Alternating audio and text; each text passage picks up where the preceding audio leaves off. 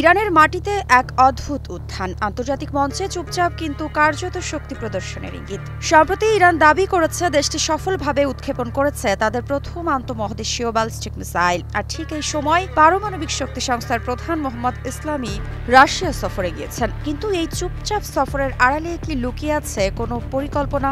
চলুন এক নজরে জেনে নিই কি ঘটছে আসলে। ইরান সম্প্রতি দাবি করেছে তারা সফলভাবে উৎক্ষেপণ করেছে আন্তঃমহাদেশীয় ব্যালিস্টিক মিসাইল, যা তাদের সামরিক সক্ষমতা বৃদ্ধির ইঙ্গিত দেয়। তবে এই উৎক্ষেপণ কি শুধুমাত্র সামরিক শক্তির প্রদর্শন, নাকি এর পেছনে রয়েছে আরও গভীর কোনো পরিকল্পনা?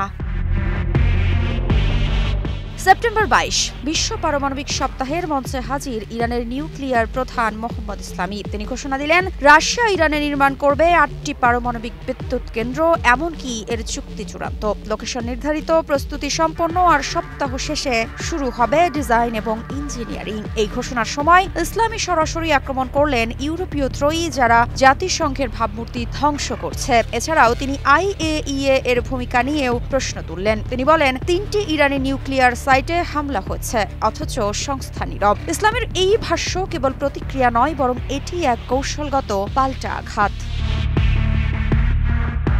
এদিকে বিশ্লেষকরা বলছেন, এই চুক্তি পশ্চিমা জোটের জন্য এক নতুন চ্যালেঞ্জ। রাশিয়া ইরান যদি নিউক্লিয়ার সহযোগিতায় একত্র হয়, তাহলে IAEA এর প্রভাব কমবে আর পশ্চিমের চাপ হবে নিষ্ক্রিয়। ইসলামী বলছেন, তারা শান্তিপূর্ণ নিউক্লিয়ার কার্যক্রম চালিয়ে যাবে, কিন্তু অন্যায় আচরণ সহ্য করবে না।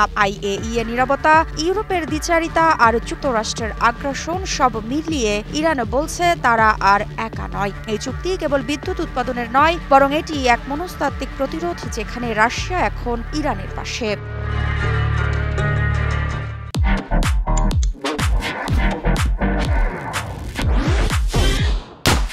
এই চুক্তির পর যুক্তরাষ্ট্র সহ পশ্চিমা দেশগুলো উদ্বেগ প্রকাশ করেছে। তারা মনে করছে এই চুক্তি পারমাণবিক অস্ত্র তৈরির দিকে একটি পদক্ষেপ হতে পারে। তবে ইরান তাদের অবস্থান স্পষ্ট করেছে, তারা শান্তিপূর্ণ পারমাণবিক শক্তির অধিকারী হতে চায়। এই পরিস্থিতিতে প্রশ্ন উঠছে, ইরান কি পারমাণবিক অস্ত্র তৈরির পথে এগোচ্ছে, নাকি এটি শুধুমাত্র বিদ্যুৎ উৎপাদনের জন্য একটি কৌশলগত পদক্ষেপ? যুক্তরাষ্ট্র ও তার পশ্চিমা মিত্ররা কি এই চুক্তি মেনে নেবে, নাকি নতুন করে উত্তেজনা সৃষ্টি করবে? এই নাটকীয় পরিস্থিতিতে আমাদের চোখ থাকবে ইরান ও রাশিয়ার পরবর্তী পদক্ষেপে। আপনি কি মনে করেন, ইরান কি সত্যিই শান্তির পথে হাঁটছে, নাকি নতুন কোনো বিপদের ইঙ্গিত? ঋত্বিকা সিনহা বিশ্বাস, নিউজ 24।